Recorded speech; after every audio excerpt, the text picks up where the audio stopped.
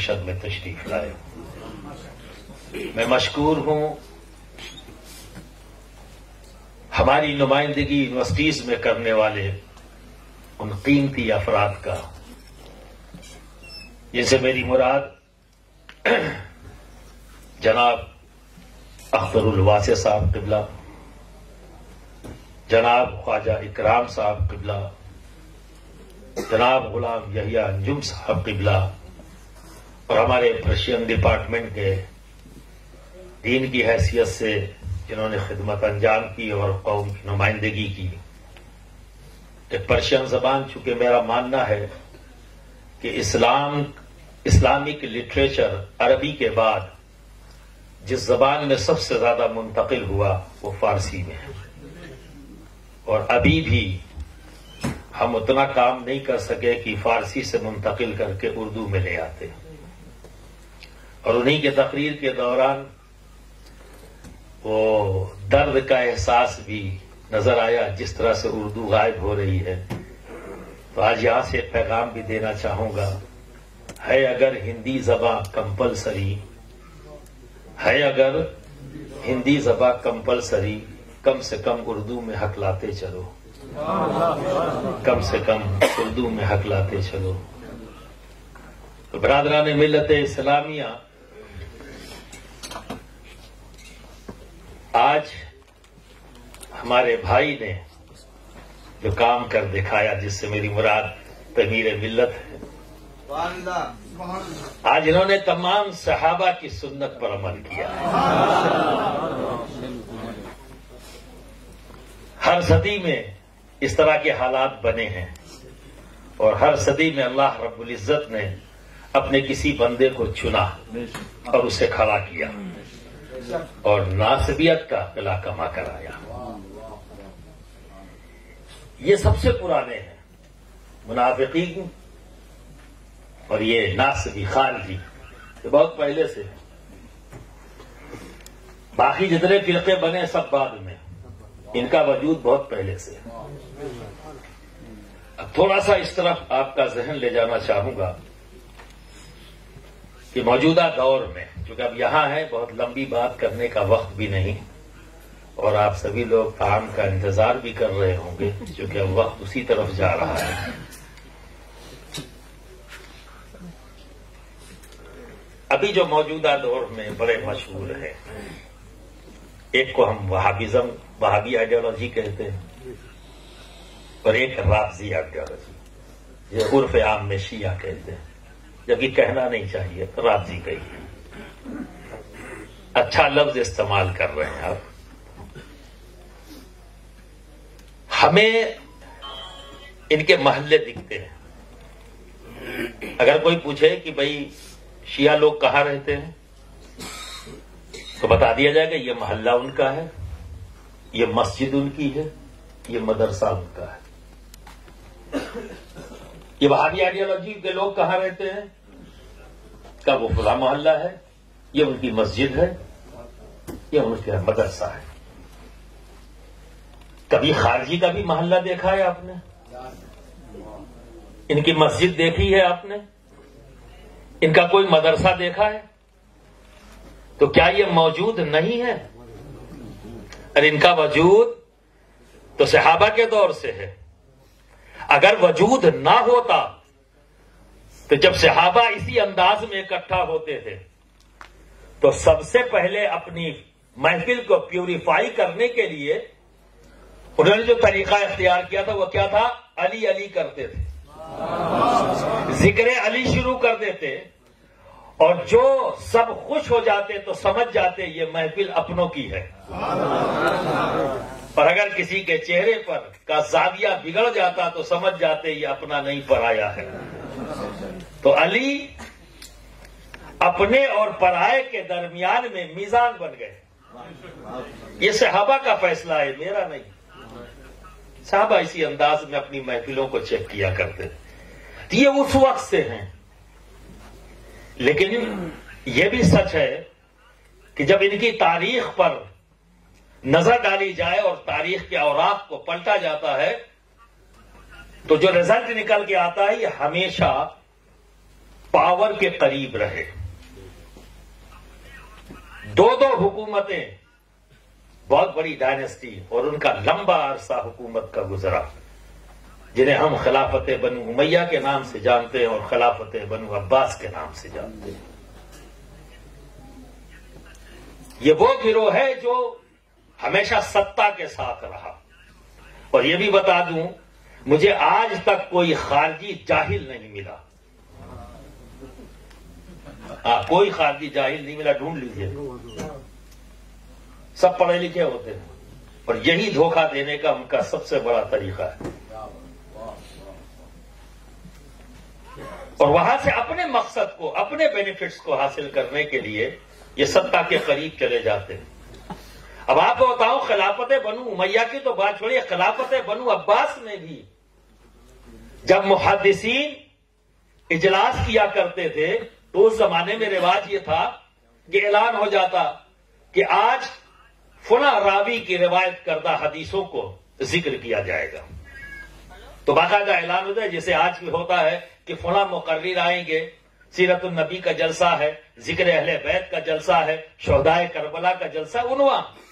تو اس زمانے میں راوی کے نام سے کہ آج جو ذکر ہوگا فلاں راوی کی روایت کردہ حدیثوں کا ذکر ہوگا. تو کسی بھی راوی کی روایت کردہ حدیث کا جب ذکر کا اعلان ہوتا تو کوئی پریشانی حکومت کو نہیں تھی. لیکن جب مولا علی کے روایت کردہ حدیثوں کا اعلان ہو جاتا تو پولیس آ جاتی، محفل کو ادھر ادھر درہم برہم کر دیتی اور محدث صاحب کو جیل کے اندر. اس کا تعلق جو حکمراں ہے ان سے نہیں ہے. ان کو کیا مطلب ہے؟ یہ مطلب ان لوگوں کا ہے جو حکمرانوں کے ارد گرد بیٹھ جاتے تھے، انٹلیکچوئل بن کر، عالم بن کر، علم والے بن کر. یہ کون تھے؟ یہی ہے خارجی. انہیں کہیں آپ کو محلہ نہیں ملے گا، ان کا مدرسہ نہیں ملے گا، ان کی مسجدیں نہیں ملیں گی. یہ ہماری آستینوں میں بیٹھے ہوئے ہیں، یہ ہماری آستینوں میں ہیں. جب یہ بولتے ہیں، اپنے خیالات کا اظہار کرتے ہیں، تب سمجھ میں آتا ہے اور ہم چونک جاتے ہیں یہ کہتے ہوئے، ارے ہم تو اسے سنی سمجھتے تھے، ارے یار یہ خارجی نکلا. اور آج اس موجودہ دور میں کچھ آسانی ہوئی ہے. اور اکثر میں نے دیکھا ہے، اور میں تو جان بوجھ کے جب اسٹیج پر جاتا ہوں تو سب سے پہلے علی علی کرتا ہوں، چیک کرنے کے لیے کہ میرے سامنے جو بیٹھے ہیں اور جو اسٹیج پہ میرے ساتھ بیٹھے ہیں یہ سب پیور ہے یا اس میں کوئی ڈنڈا چھاپ آ گیا ہے.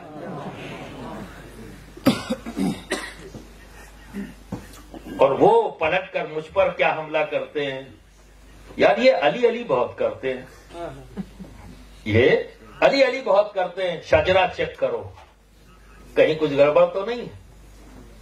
میں سمجھ جاتا ہوں یہ میرا کیا شجرا چیک کریں گے، ان کے اس الفاظ سے ان کے شجرے کا پتہ لگ جاتا ہے کہ یہ کون ہے. میرا شجرا تو 650 سال سے چھپتا چلا آ رہا ہے. میں چھپا ہوا نہیں ہوں، چھپا ہوا، کیونکہ علی کا بیٹا ہوں اور حسنینی مزاج رکھتا ہوں. علی کا بیٹا ہوں، حسنینی مزاج رکھتا ہوں. علی کے ساتھ حق ہے. علی جدھر ہے ادھر حق ہے. ایسا نہیں ہے کہ جدھر حق ہے ادھر علی ہے. ہمارے آقا نے یہ نہیں کہا کہ جدھر حق ہو ادھر علی. آقا نے کیا فرمایا؟ جدھر علی ہو ادھر حق ہے. اور یہ بات جو نبی نے کہی 1400 سال پہلے کی بات ہے. اتنی صدیاں حائل ہو گئیں، آج بھی یہ ایک اعلان بنا ہوا ہے، صداقت کا اعلان بنا ہوا ہے. ارے دو حکومتوں نے پوری کوشش کر ڈالی، پورا حکومتی اثاثہ لگا دیا کہ نام علی لینے والا کوئی نہ رہ جائے. لیکن ہر دور میں امام نسائی جیسا کوئی نہ کوئی فرد پیدا ہوا ہے اور انشاءاللہ تبارک و تعالیٰ صبح قیامت تک پیدا ہوتا رہے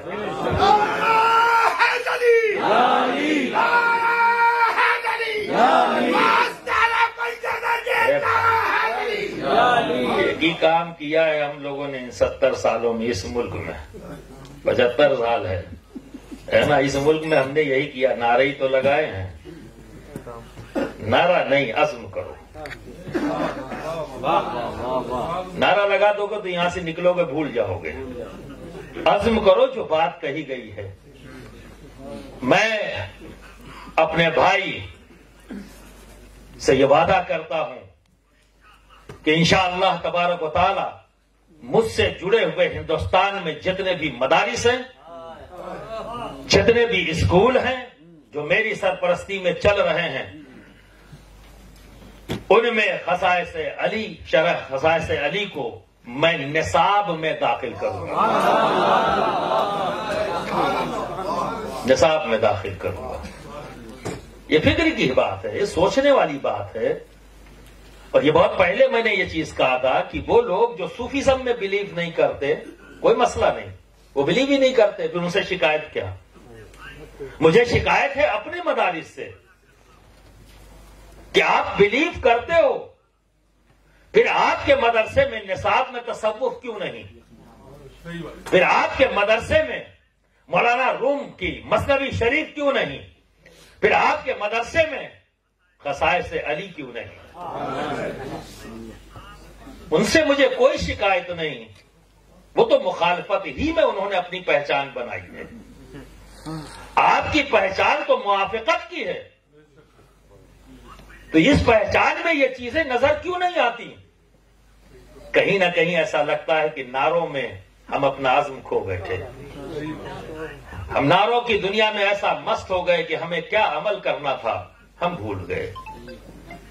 آؤ واپس آؤ، لوٹو، یہی کوشش ہو رہی ہے۔ ایک زمانہ تھا کہ صوفیزم کو ایک مذاق بنا دیا گیا، اور اکثر لوگ جو اپنے آپ کو بڑا ہوشیار سمجھتے تھے وہ کہتے تھے نا، ارے بہت سیدھے ہیں، بڑے پیارے ہیں، صوفی ہیں، ایک مذاق۔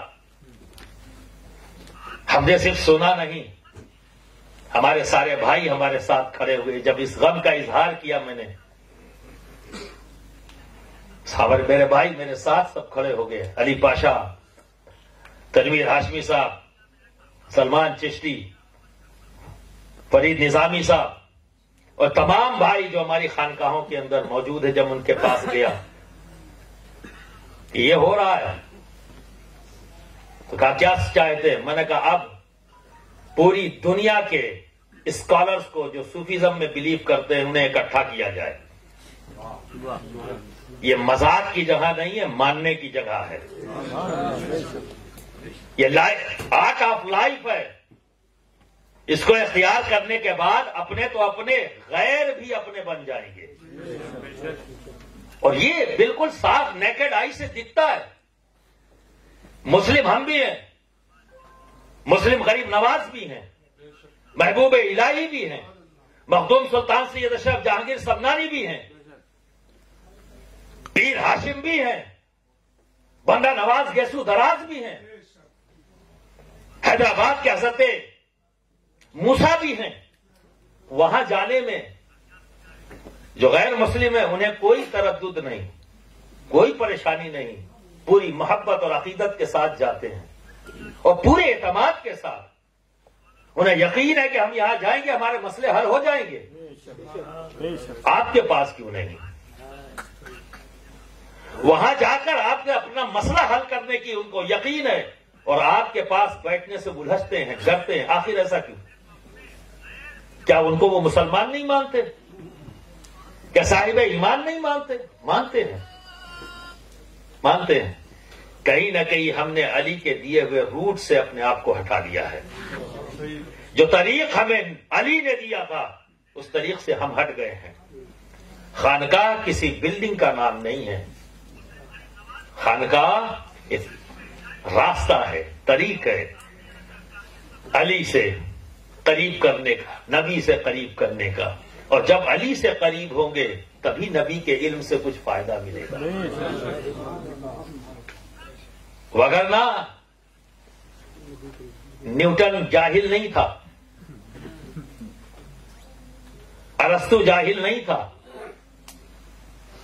دنیا میں بڑے بڑے اسکالرس آئے ہیں، سائنٹسٹ آئے ہیں، انہوں نے اپنے علم سے دنیا کو فائدہ پہنچایا لیکن کامیاب نہیں ہوئے، کیونکہ وہ لا الہ سے دور تھے۔ اس لیے میں کسی مسلمان کو جاہل کہنے سے اختلاف کرتا ہوں۔ ایک مسلمان کو آپ ان پڑھ کہہ سکتے ہیں، جاہل مت کہیے، اس لیے مت کہیے کیونکہ وہ لا الہ الا اللہ محمد رسول اللہ پڑھنے والا ہے۔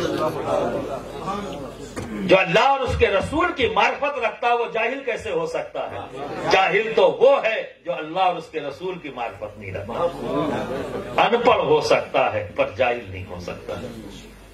اور جس نے علی کی محبت دل میں رکھ لی، جس نے علی کی بارگاہ میں زانو ادب طے کر لیا، پھر اس کا علم سب سے پہلے اس کی ذات کو فائدہ پہنچاتا ہے۔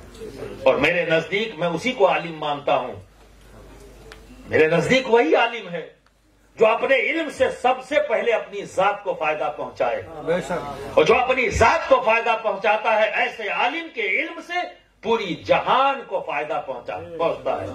جیسے میرے غریب نواز، جیسے مخدوم سید اشرف جہانگیر سمنانی، جیسے بندہ نواز گیسو دراز، جیسے محبوب الہی، یہ روح زمین کے تمام اولیاء کرام، یہ وہ ذات ہے جنہوں نے اپنے علم سے سب سے پہلے اپنی ذات کو فائدہ پہنچایا، تو پوری زندگی ان کی گواہ ہے، تاریخ گواہ ہے کہ ان کے علم سے پوری دنیا انسانیت کو فائدہ پہنچا۔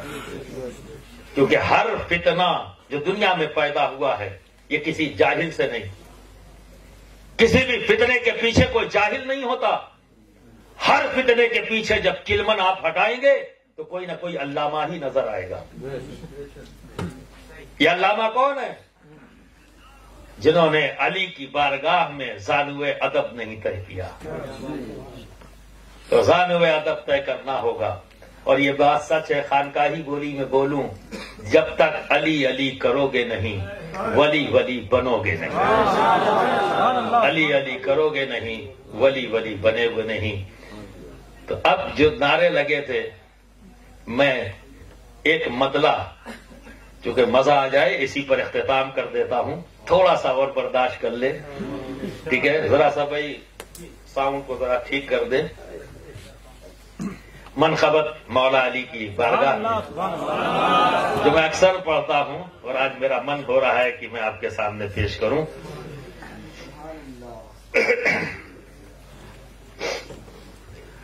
جس کے ہاتھوں میں ہے ذوالفقار نبی، جس کے پہلو میں ہے شاہوار نبی، جس کے ہاتھوں میں ہے ذوالفقار نبی، جس کے پہلو میں ہے شاہوار نبی، دختر مصطفیٰ جس کی دلہن بنی، جس کے بیٹوں سے نسل نبی ہے چلی، ہاں وہی وہ علی او علی، نعرہ ہے دریا علی یا علی، نعرہ ہے دریا علی یا علی، جس کے بارے میں فرمائے پیارے نبی، جس کا مولا ہوں میں اس کا مولا علی، جس کے بعد فرمائے پیارے نبی، جس کا مولا ہوں میں اس کا مولا علی، جس کی تلوار کی جگ میں شہرت ہوئی، جس کے بیٹوں سے رسم شجاعت چلی، ہاں وہی وہ علی او علی، نعرہ ہے دریا علی یا علی، نعرہ ہے دریا علی یا علی۔ اب تمام حضرات کا میں مشکور ہوں کہ آپ ہماری دعوت پر ایک سفر کر کے یہاں تک آئے۔ آنے میں اگر کسی تکلیف کا سامنا ہوا ہو تو اپنا بھائی سمجھ کر جو کہ ہوں درگزر کر دیجیے گا، معاف کر دیجیے گا۔ ہنستے ہوئے آئے تھے، ہنستے ہوئے جائیے گا۔ کوئی بھی تکلیف ہو گئی ہو معذرت خواہ ہوں، معافی چاہتا ہوں۔ اور پھر ایک بار چلتے چلتے اپنے بھائی تنویر ملت کو مبارکباد دیتا ہوں، اور میرا یقین تھا ہے اور رہے گا کہ جس کی محفل ہے وہ خود اس محفل کو سماجتے ہیں۔ تو ماشاءاللہ اس میں کوئی شک نہیں کہ بڑی کامیاب رہی۔ اب ایک خانقاہی رنگ سے گزر کر پھر کام کی طرف چلیں گے۔ وآخر دعوانا ان الحمدللہ رب العالمین۔ شکریہ، جزاک اللہ۔